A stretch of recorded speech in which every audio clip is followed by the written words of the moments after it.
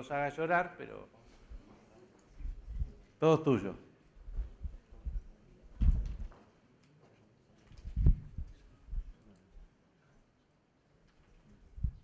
Si lo voy a hacer llorar es porque soy hincha de Racing.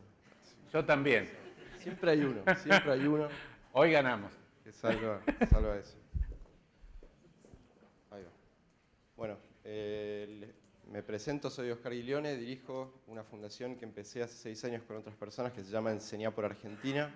Enseñar por Argentina trabaja para mejorar la calidad de la educación en las zonas, en las comunidades, en las escuelas más vulnerables, más necesitadas. ¿Sí? Un poco lo que queríamos compartir hoy, lo que quiero compartir hoy, no está tan relacionado con las últimas 2 o 3 presentaciones que compartí ahí, de las que aprendí muchísimo, sino que va por otro lado y tiene que ver con esta cuestión social o educativa y espero que algunas de estas reflexiones por ahí les sirvan para llevarse a su propio desempeño profesional o lo que están haciendo en sus trabajos o universidades. Entonces los invito a viajar un poco en el tiempo hace 20 años. ¿No? Yo tengo 37 años. Hace un poco más de 20 años, un día estábamos en el colegio, estaba en tercero o cuarto año, y un amigo me invita a ir a un grupo, que ya ni me acuerdo cómo se llamaba, que visitaba el barrio Zabaleta. No sé si alguno conoce el barrio Zabaleta, está atrás de la cancha de Huracán, ¿no? Lo que se conoce como La Quema, ahí veo algún hincha de Huracán por ahí, pero conocías el barrio Zabaleta, muy bien. Y nada, estaba en el colegio, no me ocupaba más que de ir al colegio, jugar al fútbol, alguna cosa más. No había salido demasiado de mi zona de confort, de mi entorno. Y si bien arrancar el sábado a las 8 de la mañana para ir a un barrio que no conocía, no estaba entre mis atractivos más grandes, había algo ahí que me desafiaba y entonces fui. Y, y fui por mucho tiempo, después fui por 2 o 3 años más, los sábados de 8 de la mañana hasta el mediodía, a compartir con la gente del barrio Zabaleta. Pero hubo un primer día, y quiero contarles de ese primer día. Ese primer día arrancamos temprano, me acuerdo que estaba fresco, nos encontramos con un grupo de estos amigos que les decía en Las Heras y Pueyrredón, tomamos el 118. 118 hacía rápido, a las 8 de la mañana, su camino hasta llegar después de Pueyrredón, Jujuy, hasta Amancio Alcorta, ahí termina el recorrido, nos bajamos. Hicimos 2 o 3 cuadras caminando, ¿no? Estaba este estadio que les digo, doblamos a la derecha, hicimos otras 2 o 3 cuadras, y ahí estaba, creo que una capilla llamada Nuestra Señora de Luján, y bueno, era el punto de referencia y ahí nos encontramos. Y ahí venían otros chicos de otros lugares también, y habremos sido unos 30, 40.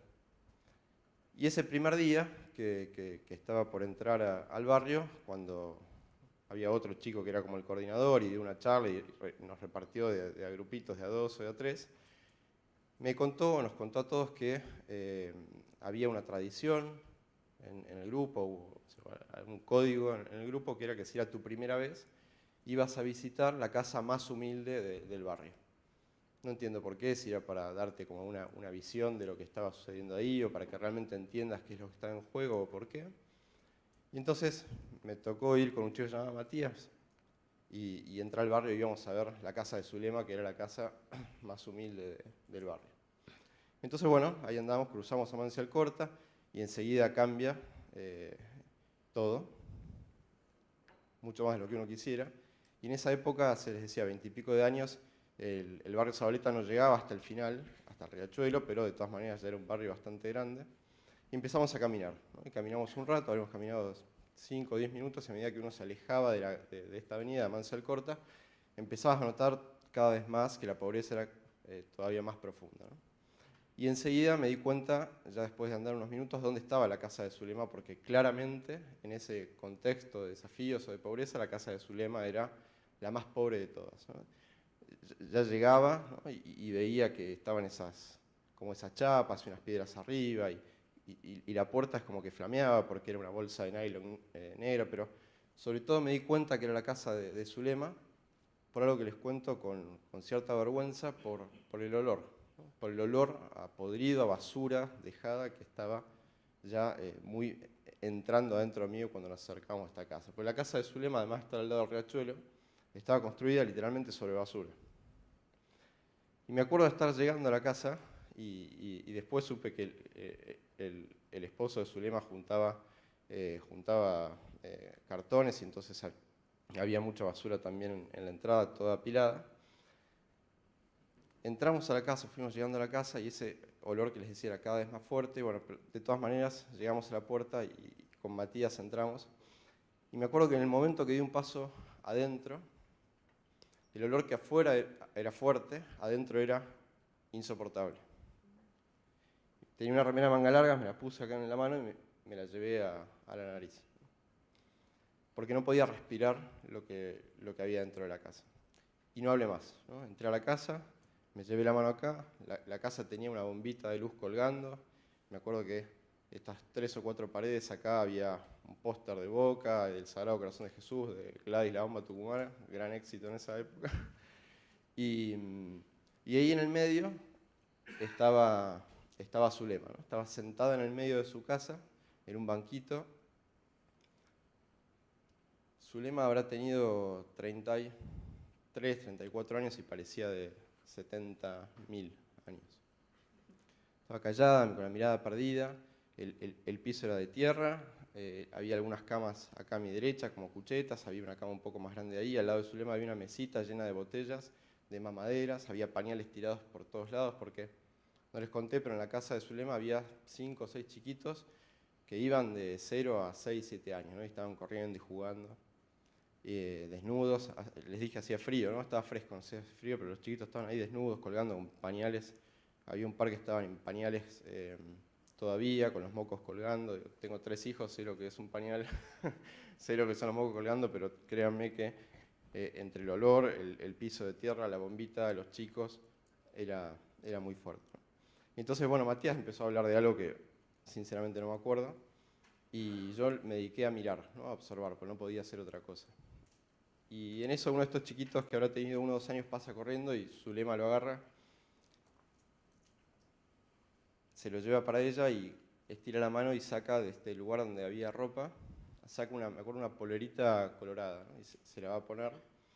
Y del lugar donde Zulema saca esa polerita colorada salen infinitas cucarachas.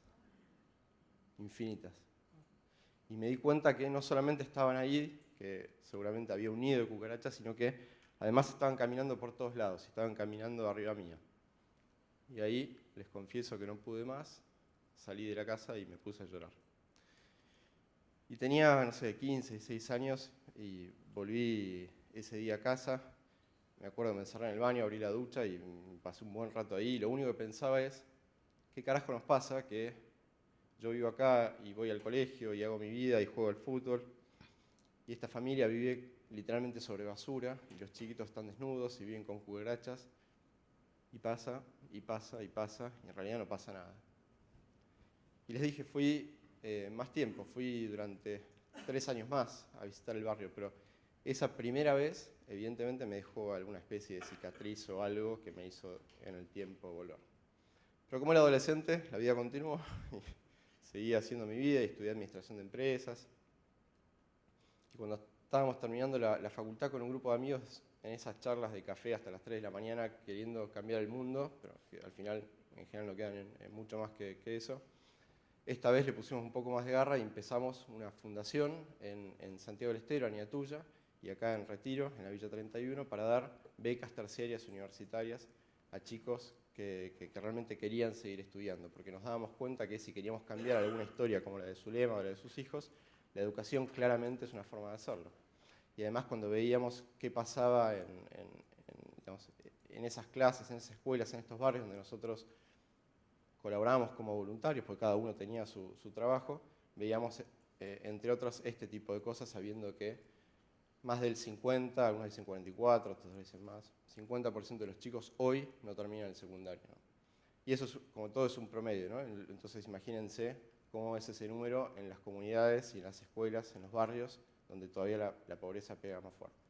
Y empezamos este trabajo, les decía, en Aniatuya y en Retiro, y me fui dando cuenta con el tiempo que, si bien uno podía hacer un trabajo en una escuela, en una comunidad, el desafío era inmenso, ¿no? Y que realmente, a medida que uno va progresando, familiarmente, personalmente, profesionalmente, es difícil, de alguna manera, merecer las oportunidades que tuvimos si no somos capaces de luchar para que otros también las tengan. Y eso era algo, yo trabajaba en SAP, no sé si la conoce, una empresa de sistemas, y le daba muchas vueltas a eso. Dice, bueno, ¿cómo puedo poner en juego lo que sé, lo que aprendí, lo que aprendo en esta empresa? Hice un MBA y también lo que voy desarrollando para que otros también tengan esas oportunidades. En algún punto supongo que es salir de la queja y salir de todo está mal y hacerse un poco cargo de cambiar eso, como estoy seguro que ustedes también están haciendo cargo de muchas cosas. Y entonces ahí empecé a estudiar un poco más esto de los desafíos o la problemática educativa y di con una organización en Estados Unidos que había empezado hace 20 años, un poco más, que se llama Teach for America, y lo que busca es atraer el talento, el potencial de las universidades para que esos jóvenes profesionales talentosos que van a ser el futuro del país, como decíamos antes, se comprometan con la educación. Y lo hagan de una manera real, ¿no? Con los pies en el barro, yendo a la escuela, enseñando por 2 años, entendiendo cuáles son esos desafíos, dónde está la brecha y sobre todo cómo se hace para que eso deje de ser así. Pensando que si hay mucha gente talentosa que se involucra con la educación, se van a crear liderazgos fuertes, que en definitiva son los que en 10 o en 20 años van a transformar la Argentina. Desde el aula, desde la escuela, desde posiciones de liderazgo educativo, siendo el CEO de Techint.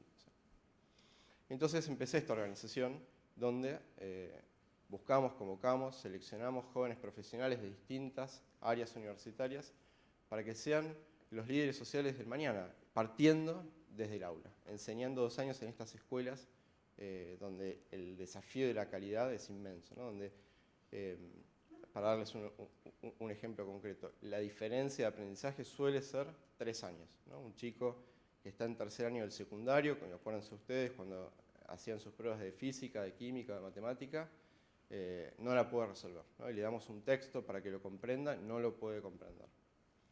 Entonces empezamos este movimiento, esta iniciativa para convocar a estos jóvenes profesionales para que no solo se vayan a trabajar a las grandes empresas, a los grandes desarrollos, a los grandes emprendimientos, sino que partan su camino profesional por el aula.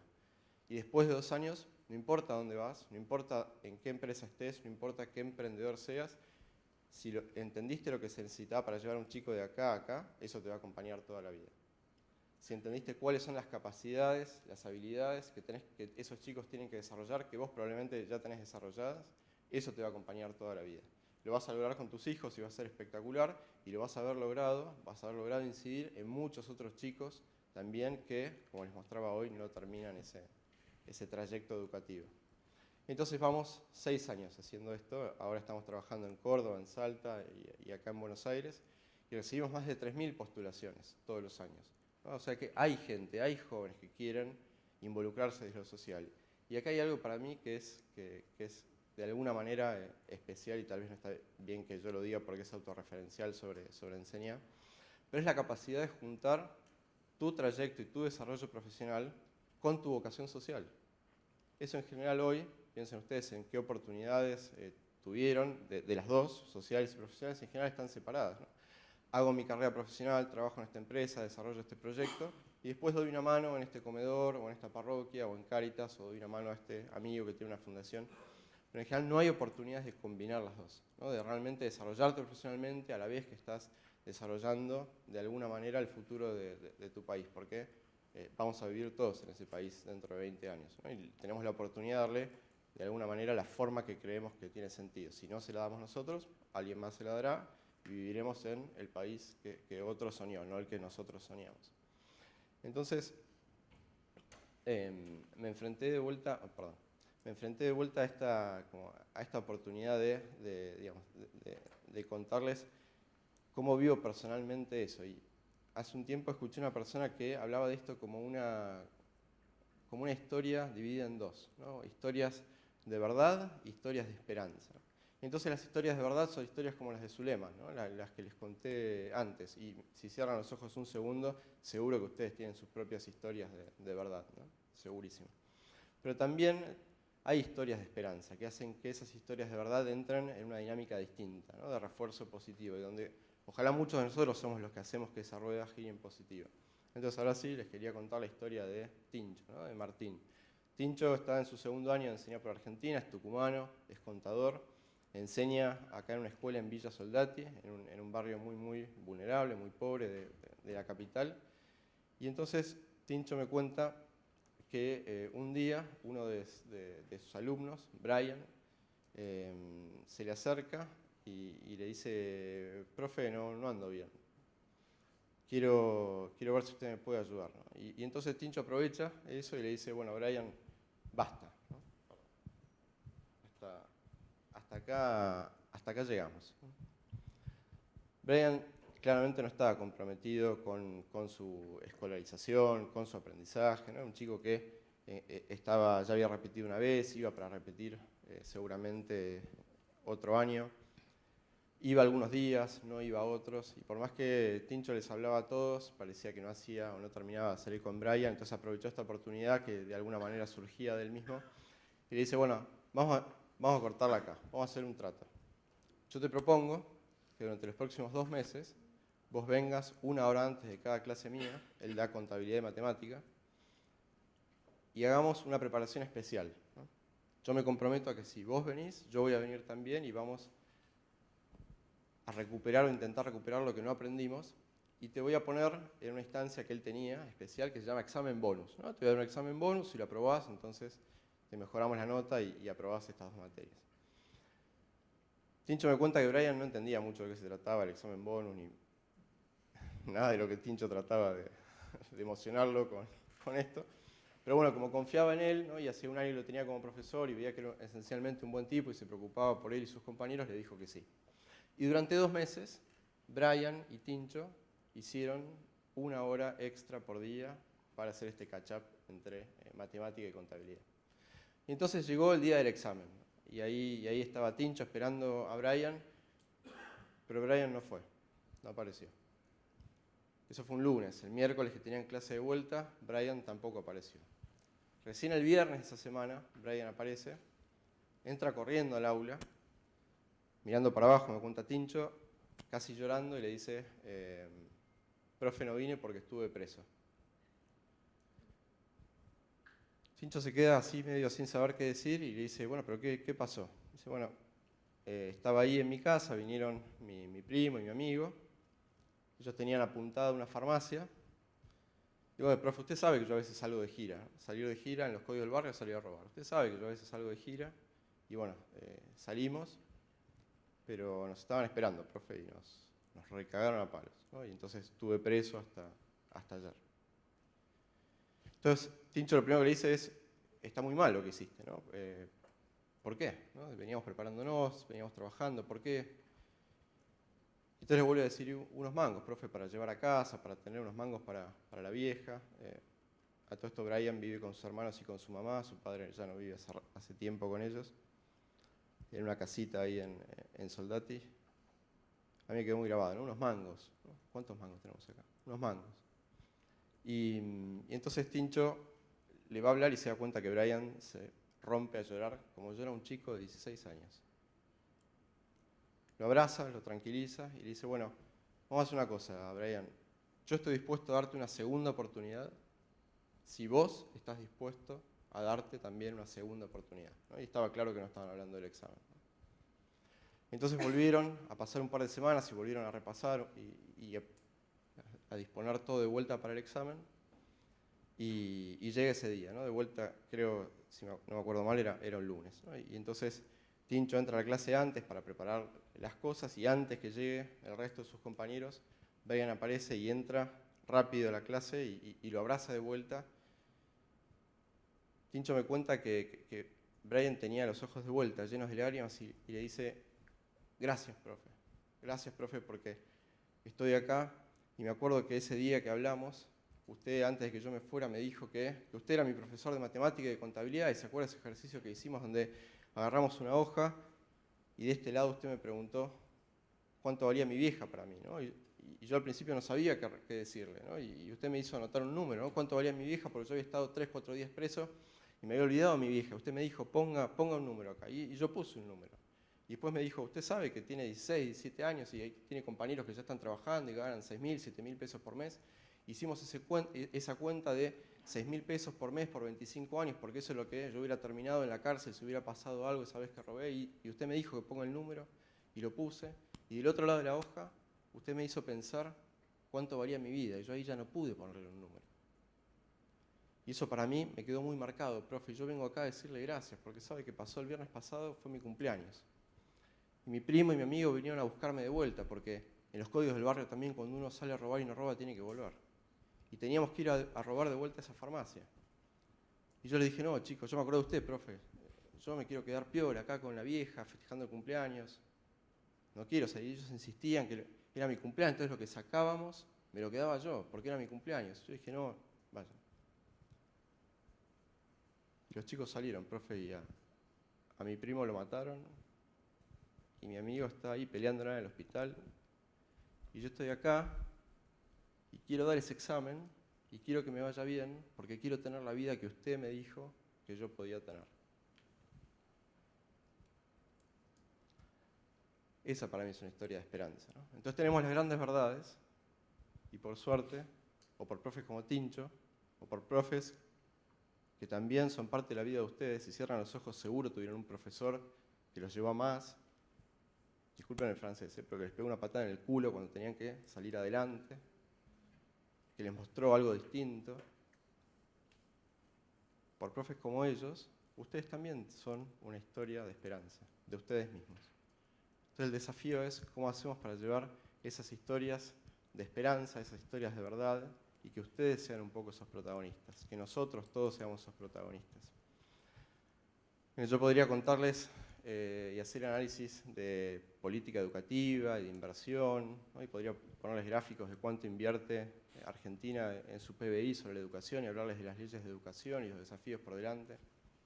Prefiero contarles esto, que es más real.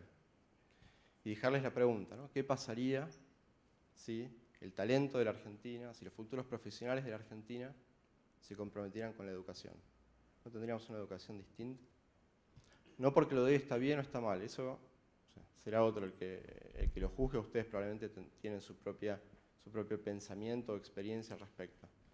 Pero ¿qué pasaría si mucho de ese talento que hoy no pisa educación, que hoy no tiene ni idea de lo que pasa en un aula, se comprometiera con la educación? Probablemente tendríamos un país con un futuro distinto. Así que bueno, eso es lo que muy humildemente desde una ONG microscópica, Enseñar por Argentina, hacemos, donde invitamos a graduados universitarios, a profesionales como ustedes, universitarios de las carreras de ingeniería, de economía, de filosofía, de derecho, de todas las carreras, a que tomen este compromiso empezando su carrera profesional enseñando por Argentina.